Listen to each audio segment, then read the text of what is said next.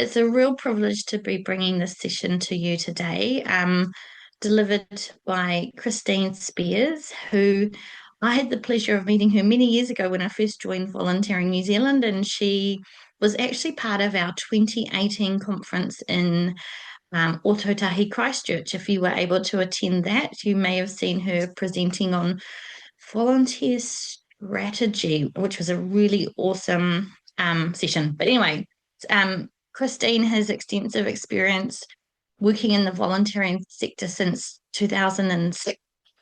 She's currently an independent consultant across in Australia and doing some consultancy here in New Zealand as well.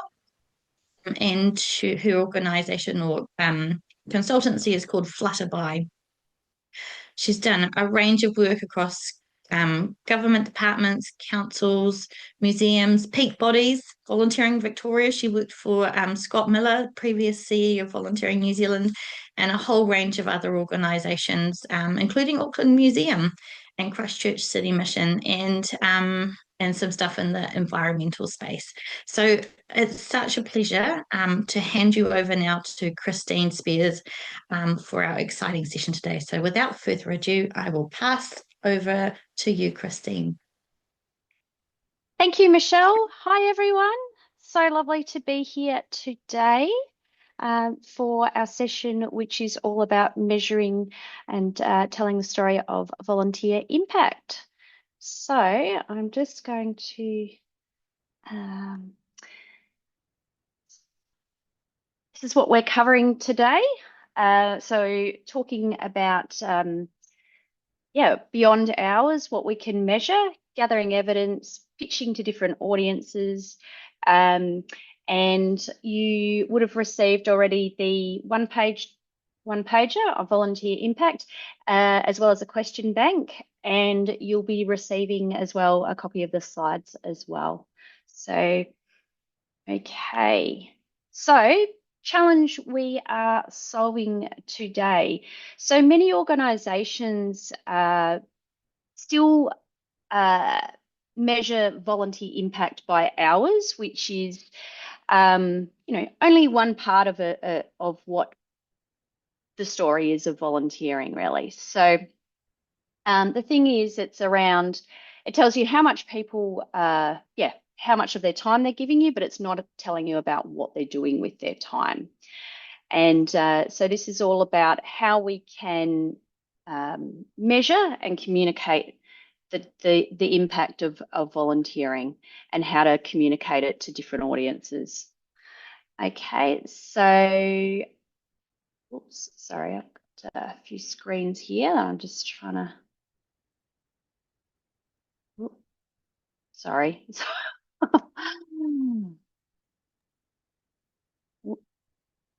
There we go.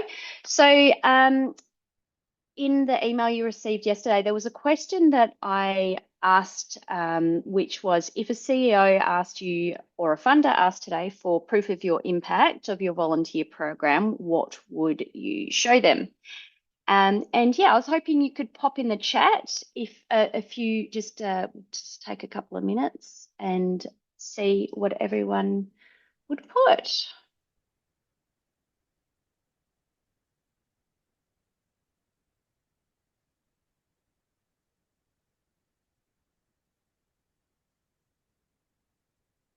Oh,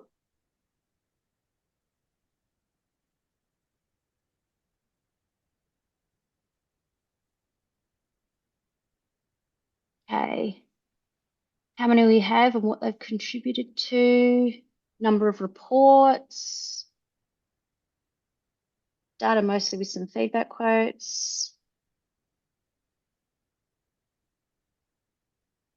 numbers, how many volunteers, how many people are being supported. Okay, number of clients served, kilometers covered, compliments, money saved. Okay, there's a few stories, team numbers, applications. There's a few different case studies. Awesome. Stories that create meaningful change. Volunteer hours. Okay, awesome. Videos are fantastic. Value of social capital released. Awesome. Thank you, everyone. Okay.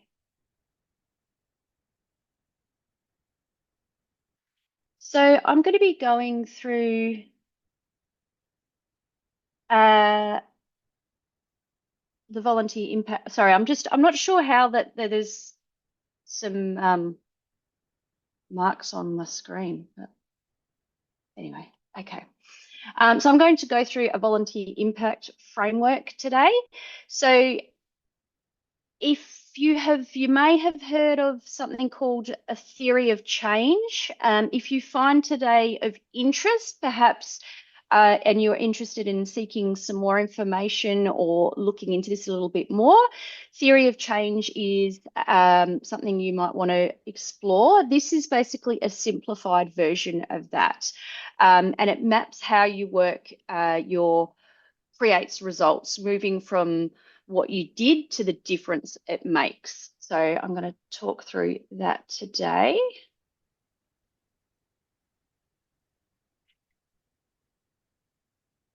Okay, so this is the four layers of the.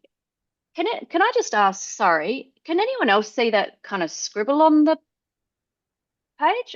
Yeah, I don't know where that came from or how to get rid of it, but that's bizarre.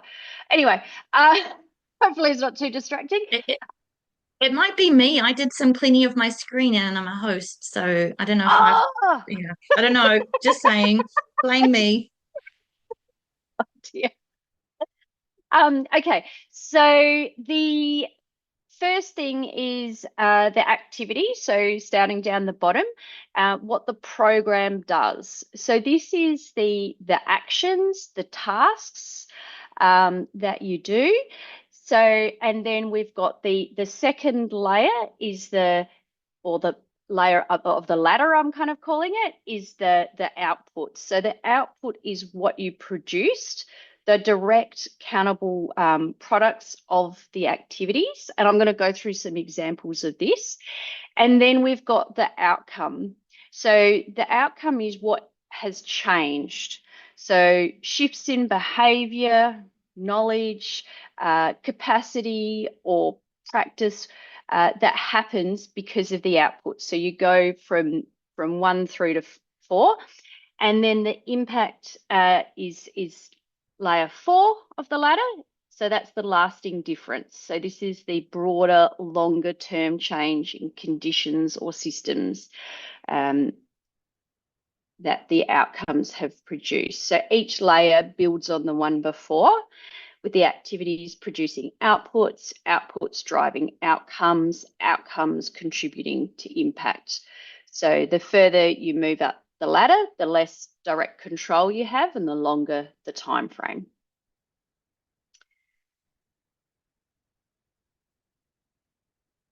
Okay, so just a little bit more information here about the difference between outputs and outcomes. So outputs, what was produced, yeah, so they're countable and concrete and can be tangible or experience related. So, and then outcomes, what changed because of those outputs. So I've put some examples here. So output could be meals served, and then the outcome of that is reduced food insecurity amongst those recipients. Trails maintained is an output. So, however, 15 trails maintained and safer, more accessible public spaces for community use. Calls answered, callers felt heard and connected, etc. So it's really looking at what changed because of the outputs. And yeah, so outputs tell you the volume, outcomes tell you the value, and you need both. So the key distinction between the outputs are the things that you count.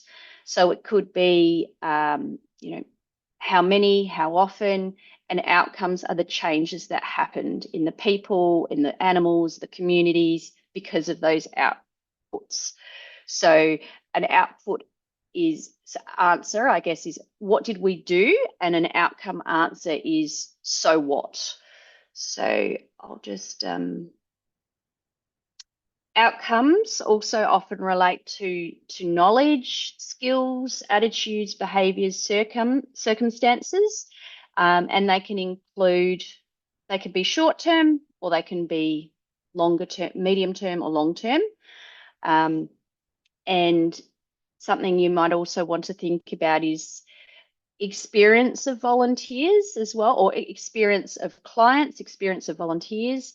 So with volunteers, it could be how they felt about their involvement, supported, valued, connected, skills that they learn, because all of those things drive retention, and of course word of mouth recruitment as well. So yeah, it's about the ripple effect as well that can come from that. So wider changes that flow from the program can be community trust, social connection, reduced isolation, and yeah. So which of those you might want to just reflect on which of those you already track in regards to outputs and outcomes.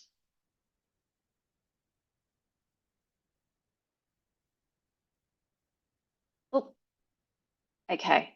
So this is an example of a hospital volunteer program, volunteers that visit in hospital. So the activity, 12 visitors make 540 ward visits. The output is that, how many patients received at least one visit, and then the outcome, and we'll talk in a minute about obviously getting data to support the outcomes.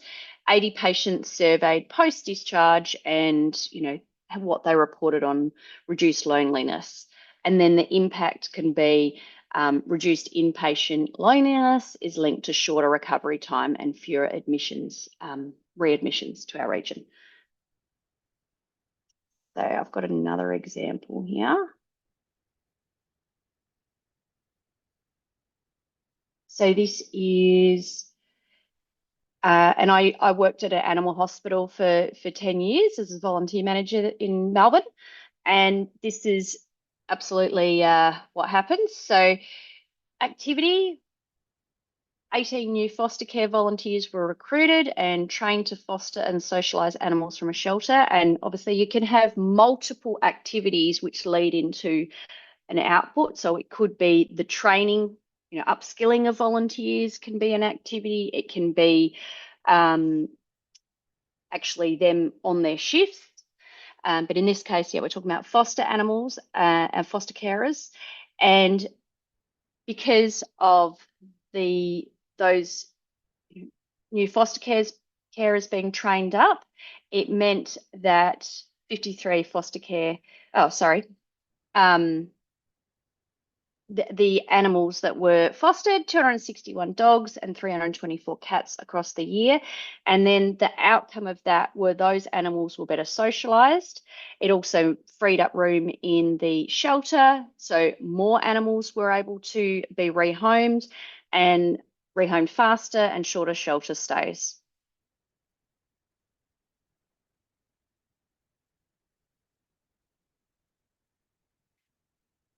So, what many programs get stuck on is around is not is that activities are very concrete. You can't really argue them, but if you're coming towards outcomes, that can sometimes feel a bit risky because yeah, you need to have the evidence, and we're going to talk a little bit about that, how you can gather evidence as well. Um, so, and then impact can feel, very large, but it doesn't need to be at all. So, and a key thing to think about is you don't need to measure everything at all the time because that can be overwhelming. So even if you start with, measuring a couple of things and 2 or 3 of the outcomes that matter the most. So we're just going to take a moment for everyone to just have a quick, a pause for a moment and think about in your program, I'll just give you a couple of minutes. What are you already measuring, and where are you perhaps missing measuring, and what could you capture?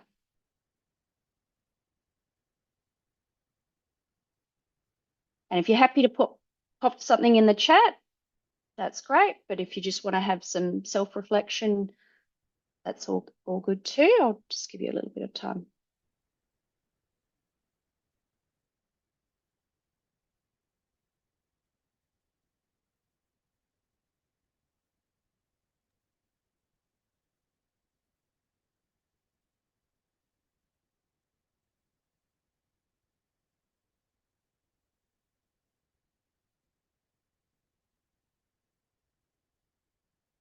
Hey, Cindy, missing some of the intangible social impact, which seems to be difficult to measure. Yeah, difficult to measure increased well-being.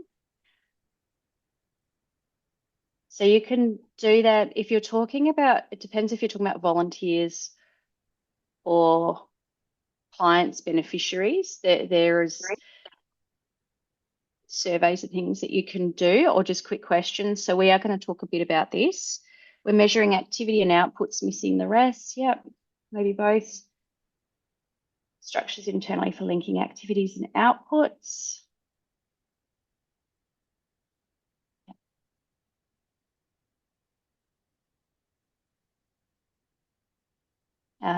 So yeah, we're going to talk a little bit in a bit later about what you can, rather than making it a big, overwhelming gathering of evidence, how you can build that into what you're already doing. It's because it's better to do regular, small capturing of evidence rather than or data rather than making it. And I certainly I used to do a long time ago a big annual survey, and it was just it was a bit of a undertaking, whereas having that ongoing small capturing of data can be really useful.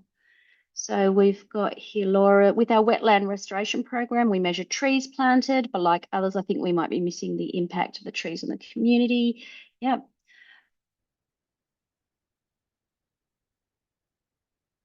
And Claire, capturing some ad hoc impact for volunteers, but not in a consistent way. Yeah. We'll measure amount of donated goods, not going to landfill, more volunteers, more saved. Thank you, Roger. Okay, Claire's going to do a survey this month, so it's great timing.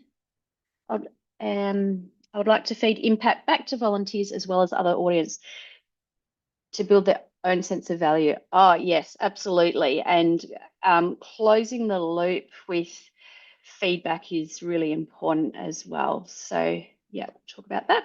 Okay, so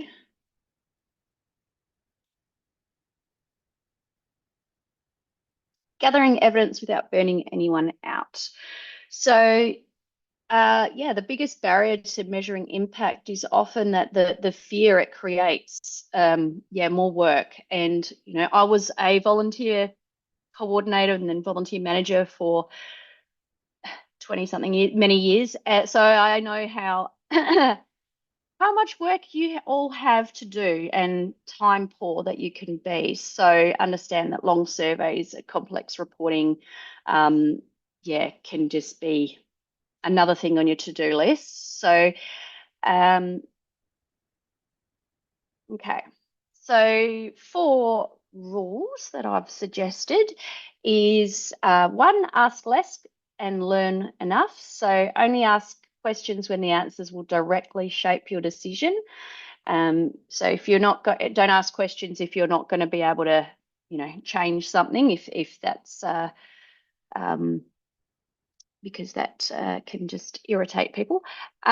Use what you already do. So gathering your evidence during meetings, check-ins, shift debriefs. Don't create a separate process on top. So, and 3, a sample is enough. So you don't have to, survey everyone. But if you can focus on the quality of what people are saying and rather than how many people are applying, and show people what changed because of their feedback. So yes, I'll talk about that.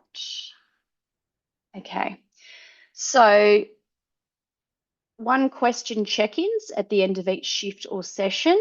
So for those of you, so I'm a independent Better Impact certified consultant. And for those of you that have Better Impact, or if you've got some other kind of volunteer management system where you can ask feedback fields, this is a really useful way.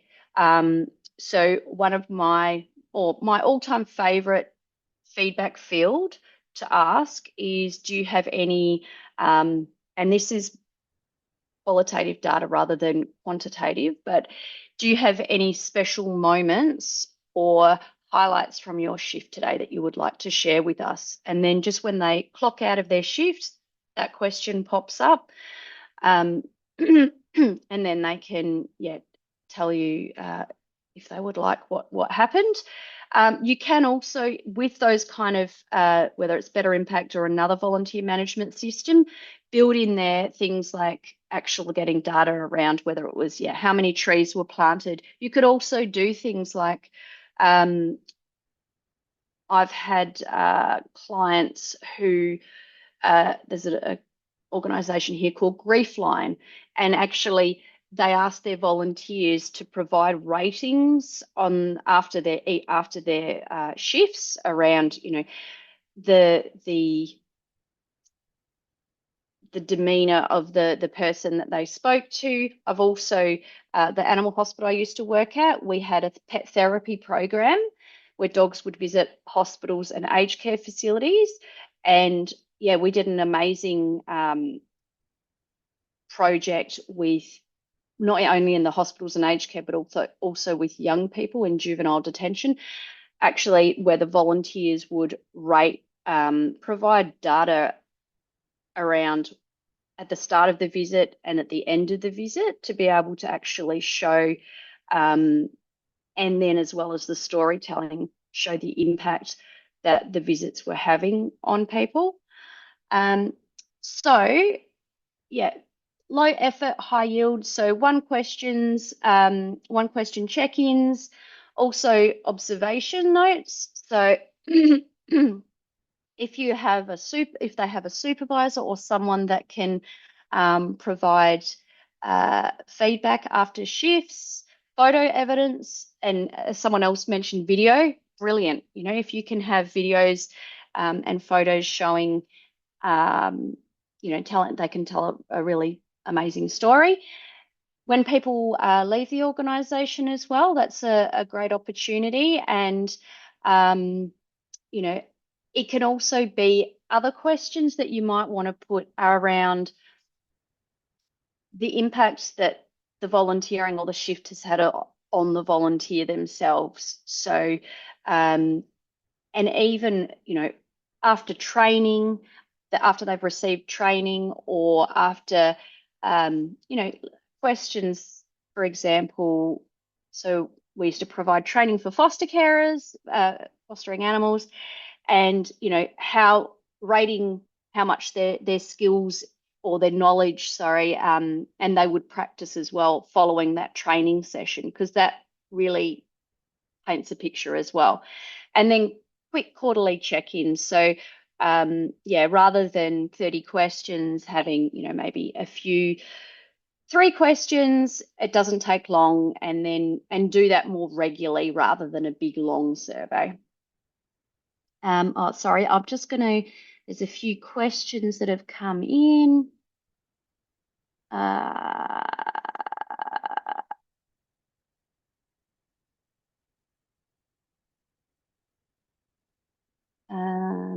At our retirement village hospital, we asked volunteers how many residents they supported during their shift. It's very hard to quantify human mood. Yeah, I can understand that, particularly with, it could be, I'm just thinking out loud, whether there is feedback that you could get from the staff that work there on, or even the families. That could be a possibility, because I understand if there's potentially, if they, got dementia and things like that, it makes it tricky.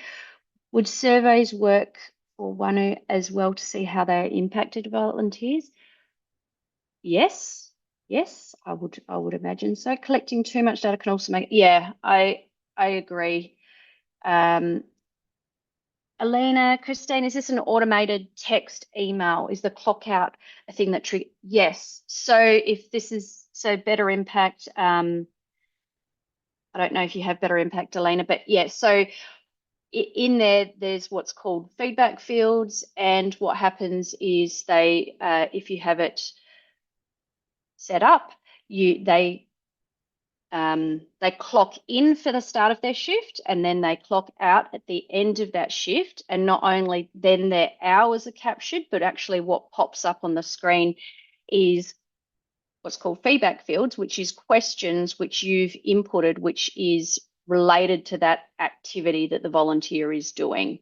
So they can then, and it just, it's quick and easy while they're just finishing up their volunteering. And yeah, the way that you word the questions can also, yeah, you just want to make sure it's nice and easy for them. And if it's things like the one I mentioned before around special moments, so in Better Impact, you can choose if a feedback field is required or not. So something like that you would put as not mandatory, I guess, that they can select.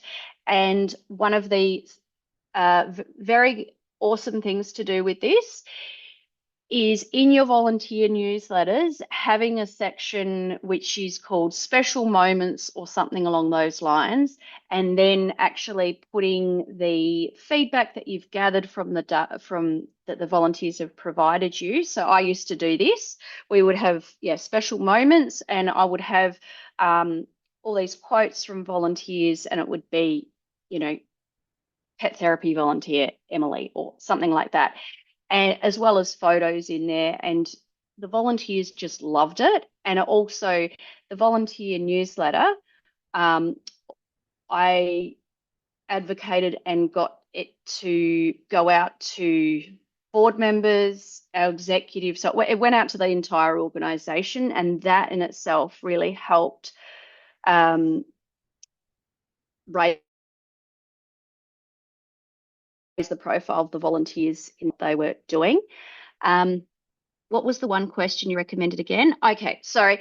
This is in the question bank, but it's essentially, do you have any special moments or highlights from your shift today that you would like to share with us?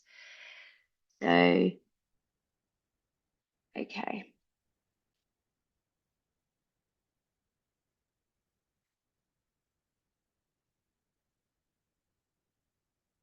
Okay, so question bank.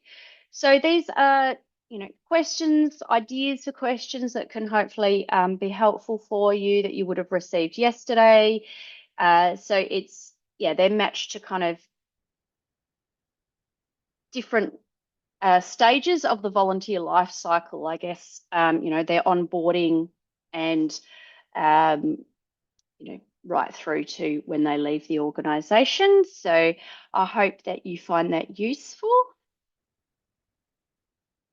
Data into stories, stories into data. Okay, so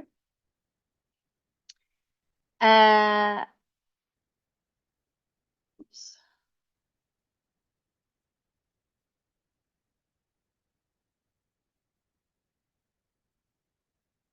Okay, so this is some ideas on capturing a story so it becomes data. So this is just an example, one concrete moment, not a general impression around data. And then if you think of it around, okay, so what happened? So what? So what changed for the volunteer, the client, the employee, the program, the beneficiary? And then 3, now what? What would be different if this happened often, if it never happened? So I'll give you some examples. And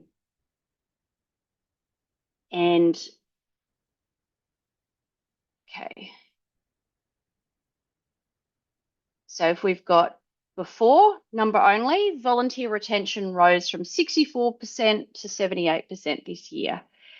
Then if we change it to a number plus a story, it just becomes richer. So volunteer retention rose from 64% to 78% this year. Here's one reason. Maria, who nearly left in April, told her supervisor the shift pattern wasn't working for her. We changed it and she's still with us and she's recruited 2 friends. So just kind of uh,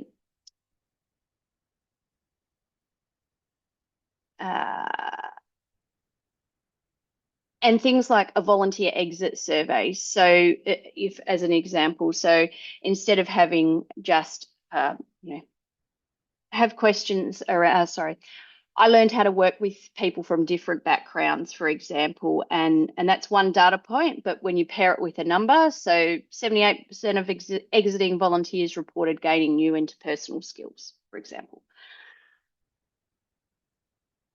Okay, so if you can think of every time you get a number, data, and then can you add a story to that as well, and vice versa.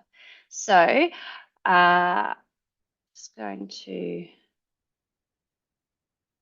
take a moment. So I'm just going to give you a couple of minutes to think of a story from your volunteer program and what's a piece of data that would back it up and how you might be able to get that data. So if you're happy to take a couple of minutes to do that, and then we can, and if you're happy to share any responses in the chat, that would be great as well.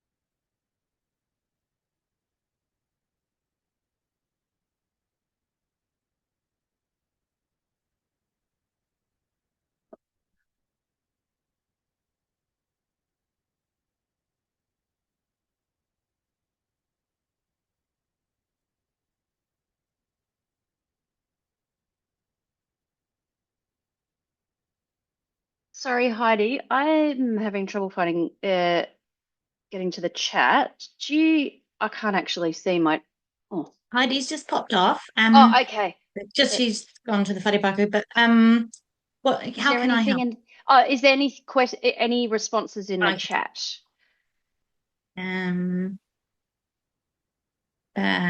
So, uh, Can I Rachel just has said, chip in here? I just "Okay, solved please." that one. There's the chat disappeared for me as well. Ah, Um, Ah, Kath Wallace here speaking, but there was a thing that looks a bit like a paw print called Everyone, which seemed to, when I clicked on that, that brought oh, the chat back up. good point. And we've got a question. Roger Tweedy, we have a team from ANZ Bank volunteering tomorrow. We'll get a few video reflections. Volunteers that go on to gain employment, details of those stories, what skills they gained, reference from volunteer leaders. Claire has said from the Valley Project, we have stories of seeing our volunteers really build their skills and grow in confidence. Data evidence. One is now comfortable to welcome community members at the door and previously only wanted to help in the background. That's awesome. awesome. Another is gained permanent employment after building his confidence, volunteering with us. Mariam Elizabeth Knox Trust. Their volunteers said they would like more dementia training to support their residents. And since offering that, residents have reported a 49% increase in social interaction. So Fantastic. we're nailing it already, Christine. But Yeah. it's Absolutely. so great to learn from everybody else's Yes. experiences as well as your expertise. Yeah, definitely. Thank you. Um, yeah, it's Okay. a bit hard to access chat sometimes when you're the presenter too.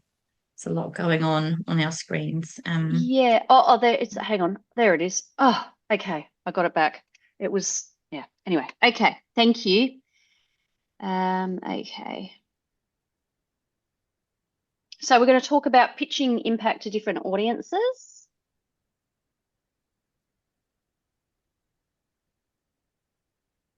Okay.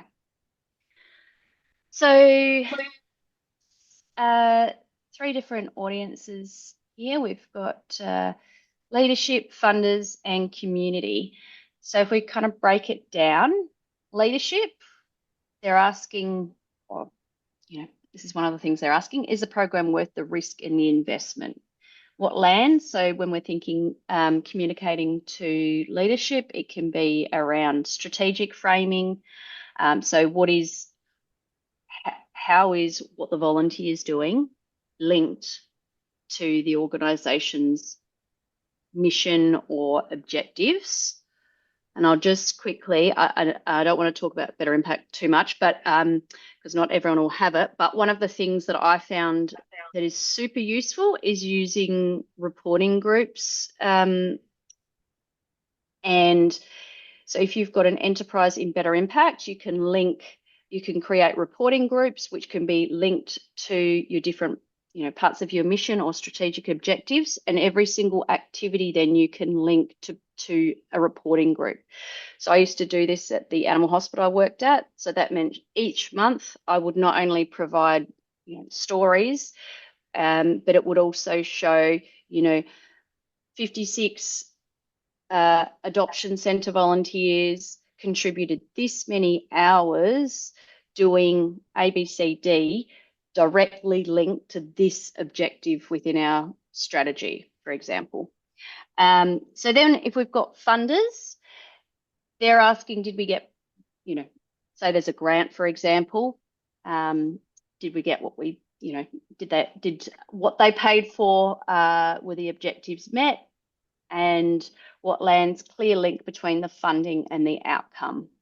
And community, does this program belong to us? Do we belong in it? It can, obviously varies what organisation you're working for, but stories of real people, that really lands as well.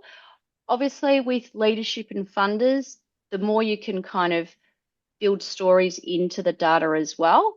But this is just a bit of a kind of overall arching kind of what really speaks to these different groups. And if you think leadership, they're looking bit of it. So they're looking at things like return on investment, risk reduction, strategic alignment. Funders are looking at outcomes, reach, value for money, and community looking at belonging, connection, visible change.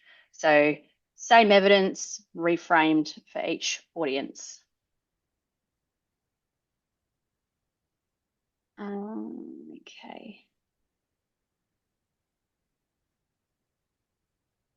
Okay. So then a idea around pitching.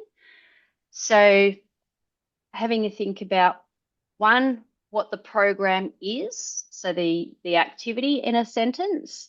Two, what it produces, so the output in a sentence. Three, what changes, so the outcome, and that can be reframed depending on the audience. And then four, what you're inviting, or so depending if it's for example, if it's for a grant, what you're asking for and why it matters. Whereas if it was for leadership, it would be more around the focus on the impact rather than the ask. So, and just got there. I've just had a few more comments coming in.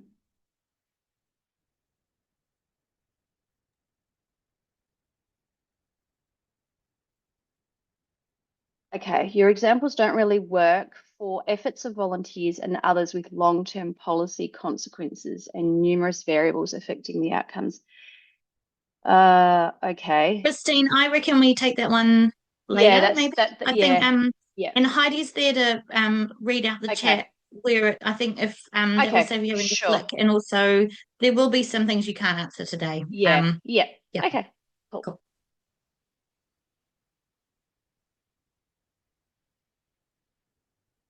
Okay. So I would say an that about the next one as well. okay. So an example of a leadership pitch. So this could be for the ward visitor program. So our ward visitor program puts 12 trained volunteers into our ward each week.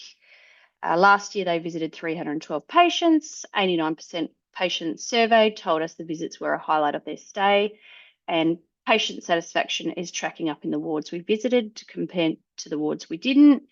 And I'd like to talk to the executive about scaling this to the next 2 wards. So that's, an example of a leadership pitch. I mean, it is, very varied compared, when every organisation has yeah, different volunteer programs and different objectives. Sorry. Okay. So another example. So your funding paid for 12 trained and ward visitors across 2025. They delivered 540 visits. 89% of those patients told us they felt less lonely. 60% named the visits as a highlight of their stay, and we'd like to apply for a second year to extend the service to oncology. Whereas community could be every week last year, 12 of our neighbours showed up at the hospital for someone they'd never met. They held hands, they listened, they brought the outside world in. 312 patients had a better hospital stay because of them. And if that's you or you'd like it to be you, we're open for application. So it's just kind of a reframing the language depending on the audience. So, oops, sorry. I've got another example. So the evidence is volunteers completed 300 welfare checks this quarter.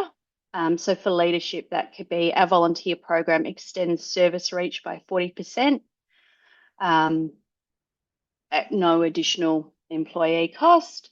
For funders, it could be 300 welfare checks reached isolated residents, contributing to reduced emergency service fallouts in the region. And for community, it can be our volunteers checked in on 300 of your neighbours this quarter, making sure nobody was forgotten.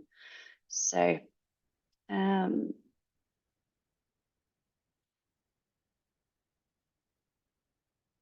okay. So the volunteer impact one pager that you would have received is, and I've created this presentation and the resources for this today. So please, if you've got any feedback at all, I'd love to hear it later on or through Volunteering New Zealand. So I'm sure there are things that I can learn and change and do differently. But yeah, so the one impact one pager captures everything that you need to know about one volunteer program or kind of one volunteer role on a single page. And then the idea is you're pairing that with the question bank, and it gives you ready-made questions to start gathering evidence. So completing the one pager per program or per role, and then updating it at least once a year, I'm hoping will be a helpful resource.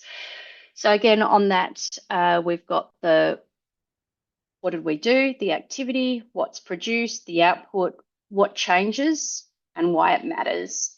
And I imagine that filling that in as well might identify where there are gaps, and then where you can start looking at um, gathering more evidence.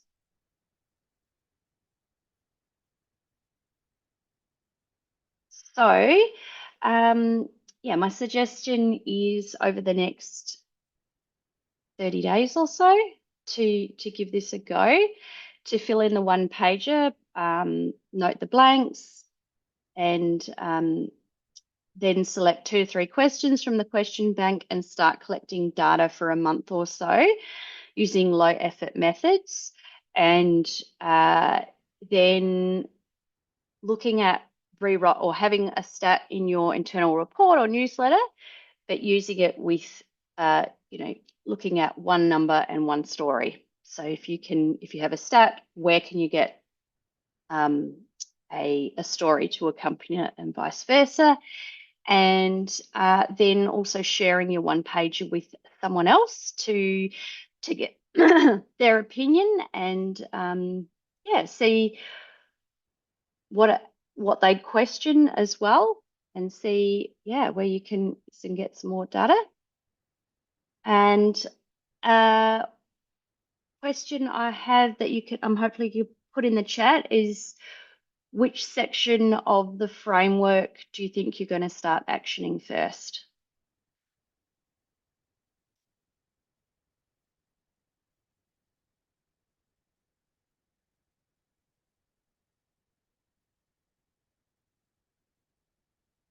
I'll read the chat out. Christine's easier Oh for yeah, you. sure. Flicking between screens. Thank you, Elena. So Elena's going to start with story language. Cool. Has anyone else got any thoughts they'd like to share in the chat?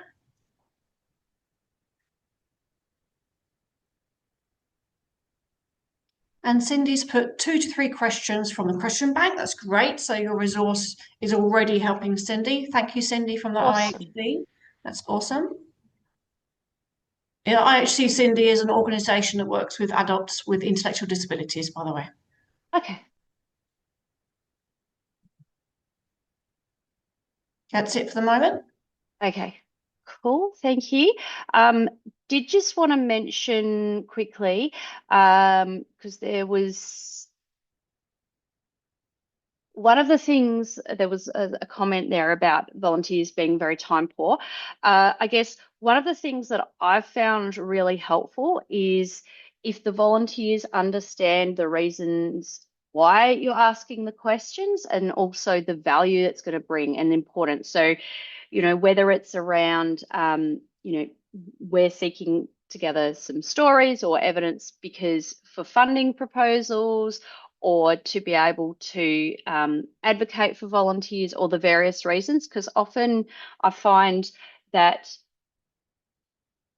volunteers are asked lots of questions, but if they don't understand the why, then sometimes they can think, oh, I don't have time for that, I'm too busy. But if there's it can be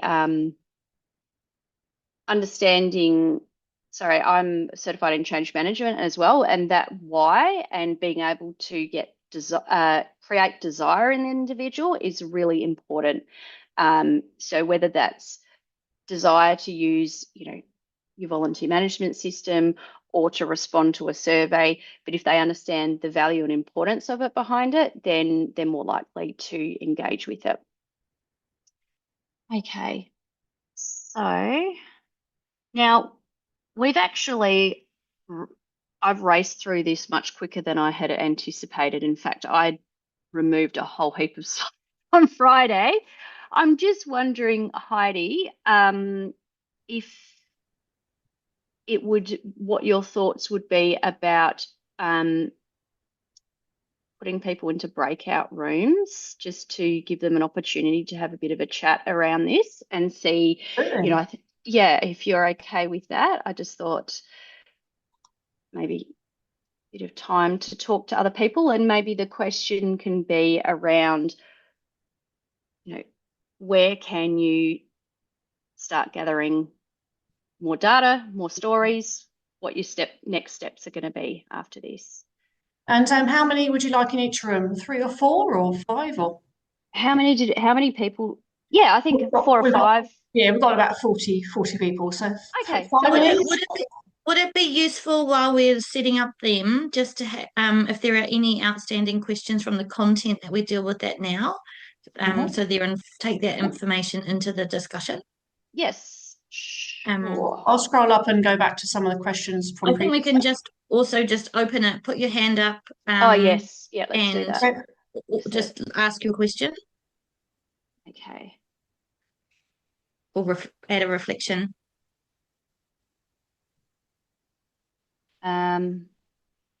So There's a few people popping off, which suggests they don't want to do a break. that's okay. Everybody That's wants to do a breakout. That's totally fine. okay.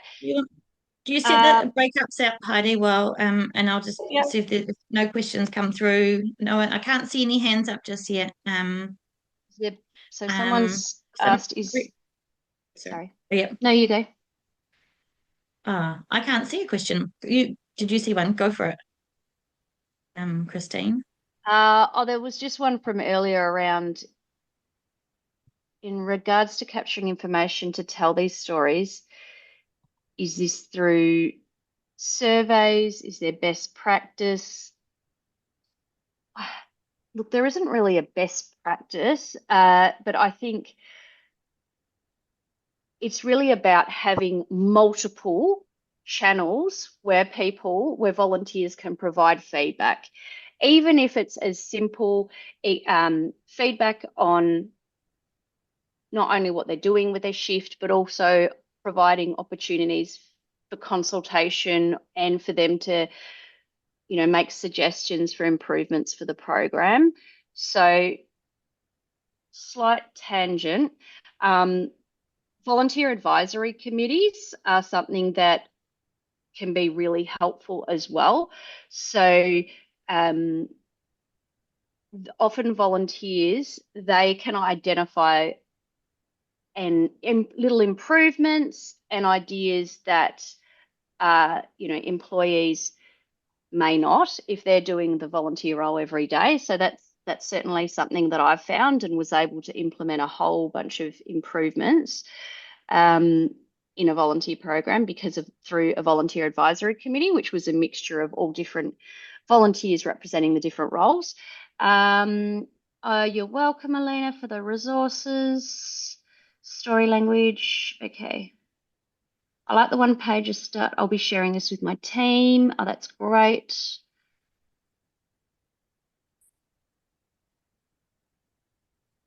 You know what? That is such a good point, Laura says, about on best practice to show them the why. I mean, so I'm doing another couple of webinars with Volunteer in New Zealand, and potentially if change management, I mean, that's something that's a whole other webinar really, but okay, I was wondering if this recording will be shared. Yes. Rewriting one stat. Apologies. Okay. Many of our volunteers speak English as a second or third language. I've noticed that surveys often return overwhelmingly positive results, and I suspect this. Okay. I worry that our survey data may not accurately reflect their genuine experiences. What are some effective ways to collect more honest and reliable feedback?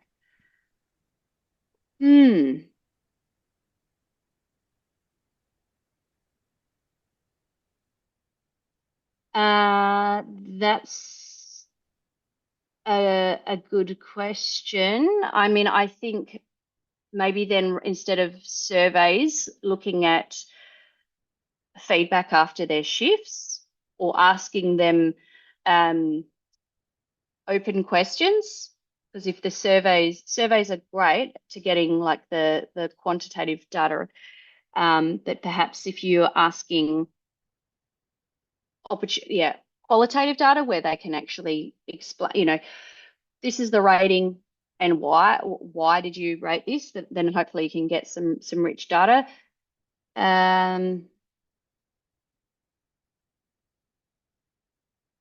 Okay, that's all there. Okay, so should we go and put everyone into, unless anyone wants to put their hand up and has any other questions, maybe pop everyone in for. Sure. How long would you like them to be in their room? Maybe 8 minutes. Sure. Everyone gets a couple of minutes to talk. Yep. No pressure to Thanks. join it. So I'm going to create a Okay. room. So they're going to get a join button. You don't have to join a room if you don't want to. You can stay in here with us. I'm just going to open Perfect. the room. So if you'd like to chat to some new people, introduce yourselves, what your role is, what your organisation is, and have a chat on your reflections Yep. today. Thank you.